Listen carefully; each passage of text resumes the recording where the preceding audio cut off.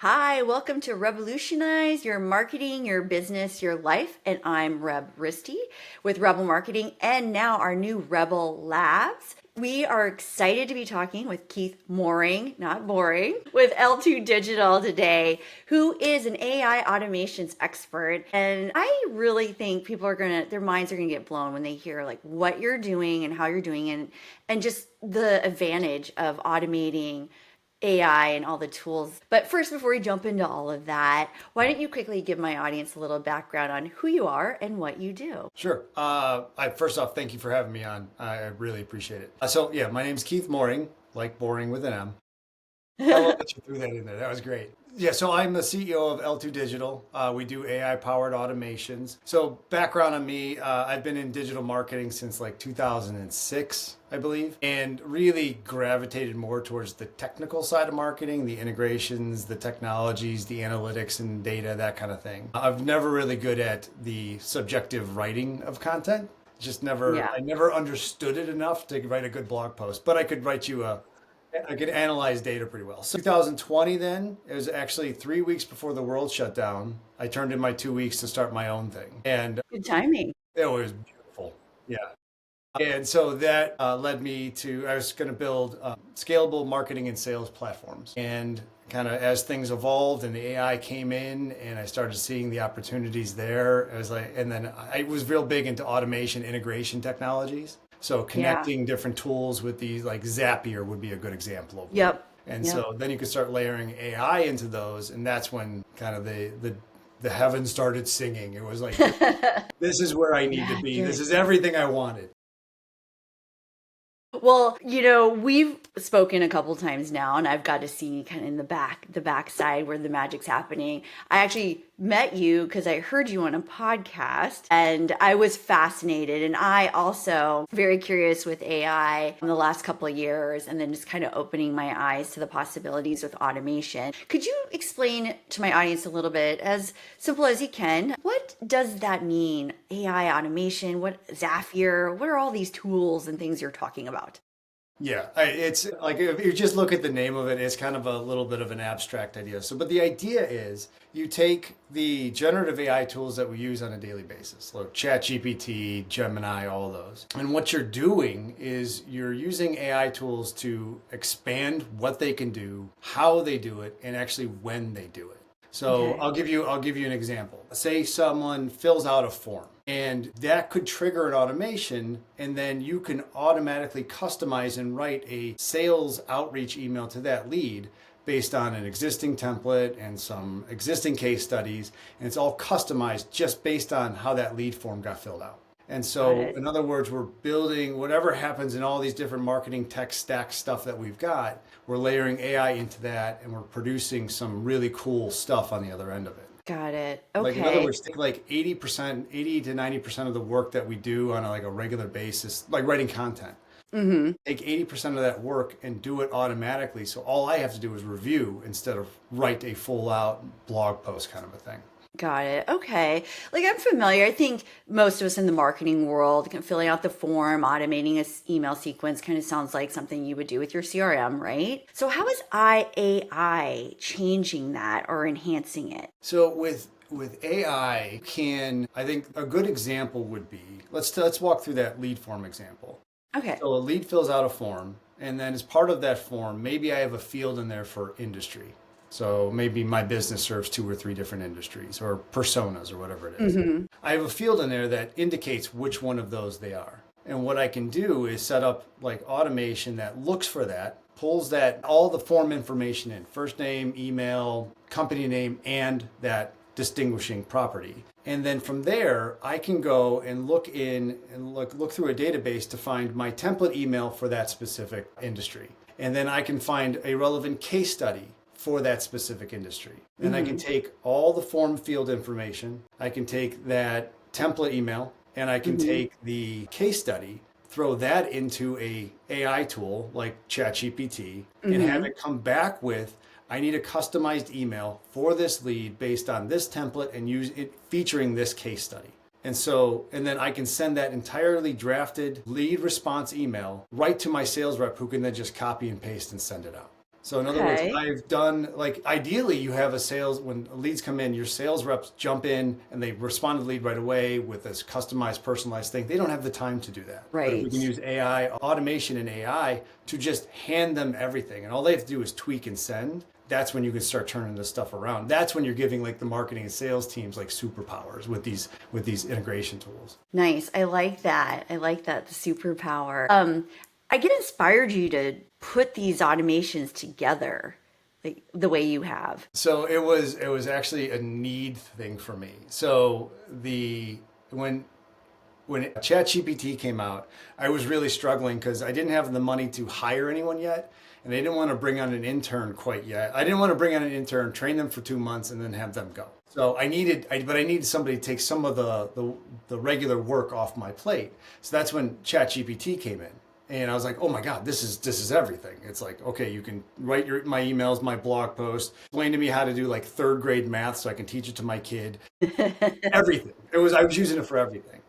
And then a friend of mine who also plays in the automation and the integration space is like, hey, have you tried using Make, which is an integration tool, with ChatGPT, these AI tools? I'm like, no. So I started playing around with that. And I'm a big process guy. I like having like every different task we have, I like to have things lined up. I know exactly what things are doing and how they're. I started putting that kind of stuff into these automation tools. And then the tool would take all of this work and do every step of the process. And I would get an output on the other end that was just like, this is exactly what I needed. I needed you to do 85% of the work so I could just take it, tweak it, put my spin on it, and then it's off. Right.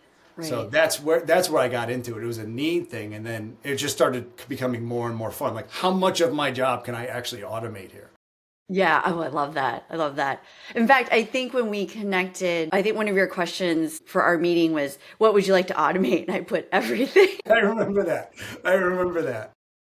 Yeah, so it's amazing. I think the challenge for people is just you don't know what you don't know. So when I think about what you're doing, it's so new. I'm even having a hard time to explain people kind of what I'm learning and what I'm doing. What would you say? I feel like probably a comment which I'm hearing is, well, I can just use chat myself or Claude. Why do I need this automation? How is it better for me? Sure. So I think the thing to think about with the automations is there's really two or three big benefits over just going straight to ChatGPT. And I'm not saying you remove that from the equation. That is Right. still a huge tool that I use on a daily basis. But the idea with the map or pairing that with the automation is I can have automated triggers. Like when things happen, I can automatically launch and use these AI tools in a way that I would have had to manually do otherwise. I'll give you a good example. So one of the ones that we've got is like a analytics tool, and it goes in and reviews the Google Analytics data, but that runs every Sunday night at midnight. So I don't have to go into ChatGPT to start doing my analysis. It runs automatically at midnight. And so when I come into the office on Monday, in my inbox, I've got fully written out content. I'll give you another example. For one of my clients, we built a case study tool. And so take a typical situation when you're writing a case study. You have the production team does the work, they have some success, and they have to then write down all the different things that have to be interviewed. What happened, what was the challenges you faced, and what was the win, that kind of thing. And then you hand that information off to a writer who sits down off an existing template and probably drafts out a blog or a case study. And then you have to send that one off to an editor who then goes through and fine tunes it, brand voice, all that kind of stuff. Well, we built an automation that when the production team has a success, a win, we ask them to fill out a Google form. Give us Okay. with some specific questions about who's the client, what was the job, that kind of thing, specifically related to them. And as soon as that form is filled out, it adds a row to a Google Sheet. Well, that Google Sheet is connected to an automation. So anytime a new row is added, the automation kickstarts. And it grabs all the information from that row, which was essentially everything that they gave us in that form. Right. And then we go in and grab an existing template of, okay, here's how our case studies are structured. And then we hand all of that off to the AI tool with a pretty elaborate prompt of here's what we're looking for. Right. Write a case study for this based on this existing data. And so the AI tool drafts the blog post or the case study, sorry. And then the next step is we actually apply the brand, tone, and style to that writing using another AI tool. And at the end of it, I've got a doc shared on my shared drive that's fully written out with that case study. And then I send a task to my editor to review it with a link to that document. Okay. Long story short, production team fills out that form. A minute later, my editor has something to review on the shared drive, and the task is created in our project management tool. Wow. It's just mind-boggling, really. It's a lot of fun. When it actually works, it's a lot of fun. Yeah, I love it. I would say the other thing that I'm hearing or getting pushback from, and maybe a little bit more from like the customer, the end user, or the non-marketer, is they're a little scared of AI. And can you really make it sound like me? Mm-hmm. And are you finding with your automations, and I've got to see a little bit of the back end with your brand script and stuff, is it really sounding like the client? Are they happy? Do they feel like it's them? Yeah, it helps when the client has a catalog of existing content that they've written. So with these AI tools, the more context you give it, the more samples you get it, the end output is a lot closer to what ultimately you want it to be when it comes out of there. So yeah, I would say we do have success with matching the tone and style. So one of the ways we go about doing that though is we actually create tone and style guides for the client based on their data. So we take maybe 10 blog posts that they've written in their own voice and all that, and load that up into ChatGPT and ask it to write a brand, tone, and style guide. Okay. And then we bring that into the automation. So that's one of the things that we pull as part of the automation is that tone and style guide. And then here's some past blog posts that this person has written. And then we feed all of that to the ChatGPT step of the automation. And then what it comes back with is really in line with what ultimately they would have written in the first place. Got it. Okay. Now, are you mostly focused on using chat as your kind of main AI tool, or are there other tools that are in the automation that you're using? Yeah, so there's probably a handful of tools we use more often than not. So ChatGPT, so you actually don't use with these automation, use OpenAI's assistants, which is the same thing as ChatGPT, but it connects to APIs. So I won't get into too much technical detail there, but yes, OpenAI is the one, ChatGPT is the one we use all the time. Another one we tap into is Perplexity, because that enables you to go out and actually it'll research a topic and return its research. So for example, for writing content, we'll have a topic, we'll have kind of the key takeaways we want someone to leave the resource with, but we send that first to Perplexity and have it research the topic. What do we need to know about this topic? And it brings that information back in. And then when we're writing the post, we actually provide that information directly into that post. So Perplexity is another one. Another one of the ones, like we'll use Claude, and we're always experimenting with it, which one's producing the better output.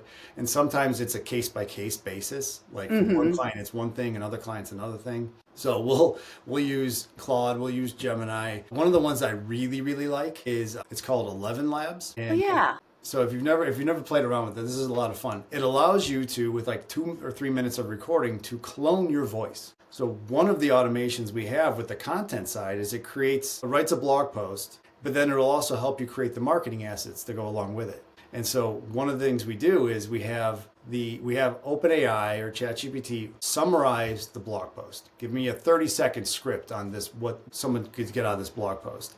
And then we'll send that over to 11 Labs. And using the client's cloned voice, we'll have their tool read and create an audio file of them essentially narrating that script. And so crazy. On the other end of it, we have this audio file of the client reading the synopsis that we can just layer some images over the top. And we have a video to go along with the blog post now. Wow. So, I mean, it's just, there's a lot of fun things that you can do with this stuff. Yeah, that's amazing. Do you find it at all creepy? Yes. It's a little unnerving at times. So I'll even give you an example of one, like a creepy automation that we just kind of came up with playing around with stuff was there are tools that allow you to identify anonymous website traffic. So I'm sure you've seen these. Well, you can connect those to these automations. And so when someone comes to your site, it finds it and grabs all of their information as much as they can. And then we can send that off to a automation. It triggers an automation that then grabs it, maybe does some research on that person or that company, and then writes out a cold outreach email that then gets sent off to the sales team to send to that contact. Yeah. So we call that one the creepy sales outreach because Yeah. it's a little unnerving but you can do that and you can trigger the Right. automation. And I, as the sales rep, don't have to do anything to do it except for look in my inbox and find the copy that I need to send out. Really? It just sent, okay. Wow. I mean, are you guys seeing results from that? We only have one client doing it, and Okay. no, Okay. not really, to be honest. But it Hey, was an interesting experiment for sure. right. Yeah. I agree. You got to try it. Wow. That's crazy. Well, so maybe switching gears a little bit, you were talking about your analytics dashboard. I think this is probably really particularly interesting to marketers because what are we always trying to do is prove ROI on the efforts and what we're doing. Tell us a little bit about your methodology behind that and why marketers should be automating their analytics because let's face it, there's so many, and you're trying to pull them in from here and there. And I know my marketing manager hates putting together the analytics report for the Yeah. month or the quarter. Yeah. How is your dashboard or your analytics tool better or helping marketers? Yeah, so in that case, like I'm with you. The analytics, like if we do monthly or weekly even analytics data, it's like you got to spend hours pulling data, diving into it, understanding what changed, why did it change, and then ultimately at the end of that, maybe if you're lucky, you get something that's going to incrementally improve. You're not going to get these open the doors, these mind blowing insights out of weekly analytics reports. You're going to get things that you can do to tweak and improve. So it's a lot of work for not a lot of gain every week. And usually you have to have someone who has a good, solid understanding of how to use these tools, which is not a lot of marketers get into marketing because of their love for data and analytics, to be Yes, honest. that would be me. So the idea behind the automation is so we have this, we call it the 5 whys approach. It's in manufacturing, it's a pretty well known concept, but the idea is did traffic go up or down? If it went up, okay, why? And then you identify the channel that it went up in. Okay, Google search or organic search was up. Okay, why? And then you dive into that and you go a level deeper. And then you're like in source information. It's Google. Okay, Google's up. Okay, why? And then you get into the landing pages. Which landing pages saw the biggest increase? Huh? So you're kind of going layer by layer by layer to get as far as you can in the analytics to understand, okay, overall we're up over here. What on the other end of it caused that? Yeah. Just drill in as much as you can. But then the real fun thing is, it's like you have Google Analytics, for example, has one version of the story. Google Search Console may have a different or some complementary version of that same story. So Mm-hmm. let's pull that information in as well and compare and contrast analytics and Google Search Console to understand what they're both telling us is happening from a search perspective. Yeah. Well, we have two different texts, two different analysis going on, but then where the real stuff, where the real magic comes out of is we can take that data and then also layer in a list of any sort of campaign activities we've run over the last week. What blog posts did we publish? What social shares did we send out? How did we change the paid campaigns we're running? We'll have a kind of a laundry list of all the updates we made. And then we'll also put in what do we need to know about the buyers? So Mm-hmm. one of our clients is they do live scoring for golf events. It's an extremely seasonal business. So Yes. when traffic's falling off the cliff in November, it's not a red flag. It's just how things work. So that Right. context matters also if you're Yep. analyzing this stuff. So you take the Google Analytics assessment, landing page level data based on what was working, what wasn't. You take Google Search Console, you take a list of all your campaign activities that you've been running, persona data, and then you put all of that, bake all of that into an AI tool with a pretty decent engineered prompt. And what you get on the other end is some really useful information. It's like, here's what happened. Here's why this hypothetically, this is what we think happened. And Right. here's how to handle this. Here's how to continue this momentum or stop this slide. So that's you like that's where the real cool stuff comes. And I get that in my inbox on Monday morning. Got it.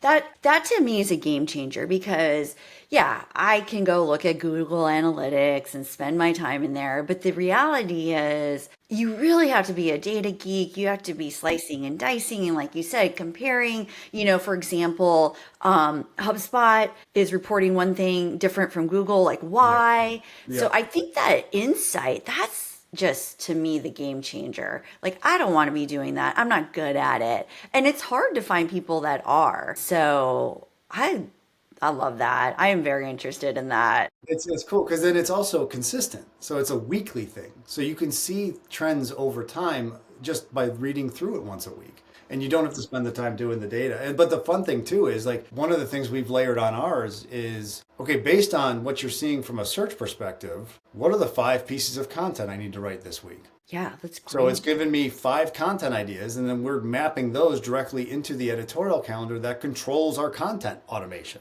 So it's like you can start to Okay. connect anything and really giving them like superpowers. Wow. Wow. Yeah, it really is. Um, yeah, I'm sorry. I'm sorry. I'm just thinking about like you just said something where you're taking that editorial, the suggestions and pumping it right into the calendar and it's going right into the content system. That's amazing. Yeah, That's amazing. yeah, it's fun. What do you say to marketers that are still being a little shy about AI? I mean, what you're doing is like probably 10 steps ahead of what most marketers are doing today. Like, how do you just get your feet wet? How do they get started?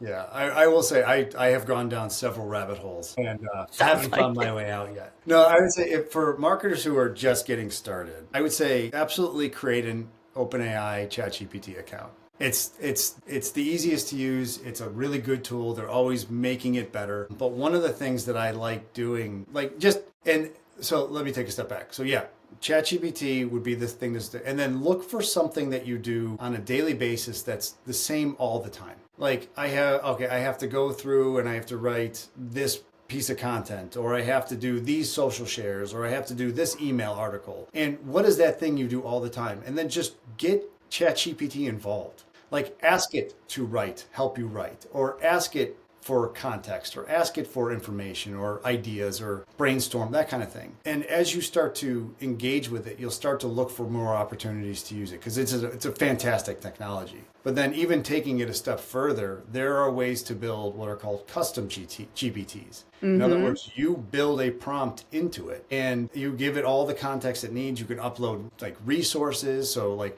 a good one would be if if you sell products, upload the catalog of that product or the spec sheet of equipment into that. And then it can draw on that information and you can prompt it and ask it questions and it'll give you all that information based on the stuff that you've provided it. So those Yeah. custom GPTs are great. I have like a half a dozen of them that I use almost every day, and we have Okay. another couple dozen lined up for specific use cases. So Yeah.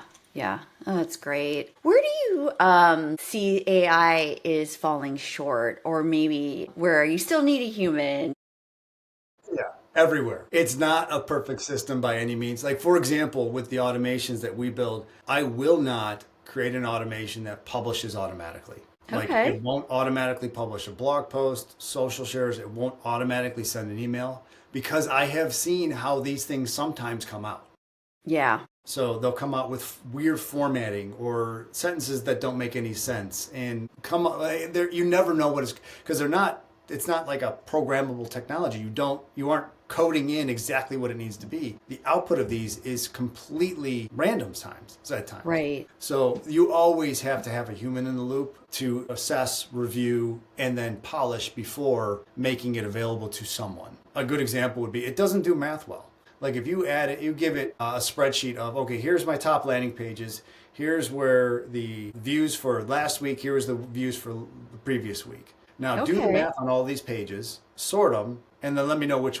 It can't do that. It's not good Really? enough to do that yet. Okay. So like with our analytics, we actually run it through some code to do that math, and then we provide it the structured data that's already been sorted. Mm, There it can take it and run with it. So yeah, got it. there are some areas where it's not perfect yet, and you always should have someone in the loop. Yeah, I do. I absolutely agree with that. Have you played with like the deep research? So I know Gemini's got one, chat. Are you finding that those are any better than your just $20 paid It chat is, version? yes, yes. Yes. Okay. So I used it 2 times and then immediately signed up for the $200 a month package. Really? Yeah, it Okay. is. It was mind blowing what it did. Okay. Because like we were using it, we have clients that have city specific information, we have clients that have kind of subject matter. We wanted to align our subject matter with this new industry, so I would feed that and it would come back with a whole bunch of like amazing information. But the best part is it's cited all throughout, so I can Hmm. actually go directly to the source where it got the information, process that, and make sure what it's coming back with is good, usable information. And so Right. we're building knowledge bases for content, for sales, whatever it is, using the deep research stuff because Okay. it's incredible what that comes back with. Like that may be my favorite AI tool that we use. Oh, okay. Good to know. Yeah. You heard it here, people. That's great. Well, as we kind of wrap up here, is an ideal client for what you're doing for this AI automation tools that you're creating? Yeah, I mean, we mainly work with small and mid-sized companies that are kind of have an aggressive marketing program. So they're Mm, generating a bunch of content, they're doing a bunch of social, they're sending out emails all the time, because those are ideal opportunities because they're doing kind of repetitive tasks all the time. That's a good opportunity to kind of layer in some of this AI and automation to take the burden of creating that stuff off their team so they can do more or expand what they're doing. yeah. So like yeah, if you're trying to create content, case studies, that kind of thing, that's the ideal for these AI automations. Great. I love it. Well, thank you so much, Keith. That's so eye-opening, and I hope that the marketers and business owners that are listening to our podcast really are listening because to me, this is like using chat is just the very tip of the Mm. iceberg. What you're doing is the automation, and that's where like the magic for what we're all as marketers trying to do: save more time, be more effective, efficient. So I love what you're doing. Yeah, I appreciate that. Yeah, I think I agree. The automation is the unlock for a lot of baking these AI tools into daily practices. Because you got teammates that don't necessarily want to learn how to use this stuff or Yeah. aren't open to the idea of using a tool that they are afraid it could steal their job. But Yeah. in reality, we're just trying to make them more productive and help them get more done without adding a whole bunch of extra work and time to their tools. So yeah, these AI tools, they allow you to bake in AI in a way into processes that don't require people to jump into a bunch of new technologies and learn how to effectively prompt. We've got that built into it. So yeah, it's a great tool to get everyone kind of leveled up and using these AI tools in a way that they are and how others are just kind of maximizing the potential of them. Great. I love it. Well, thank you, Keith. I really appreciate it. If somebody does want to get a hold of you, learn more about what you're doing, what's the best way for them to do that? Yeah, so our website is l2-digital.com, and I'm mostly on LinkedIn in terms of social networks, so that would be a good place to. It's just Keith Moehring on LinkedIn. So Keith Moehring, not boring, people. All right.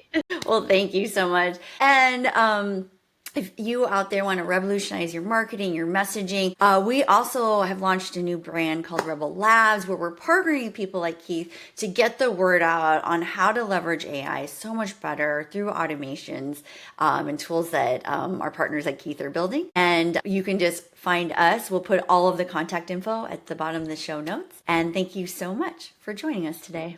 thank you. All right.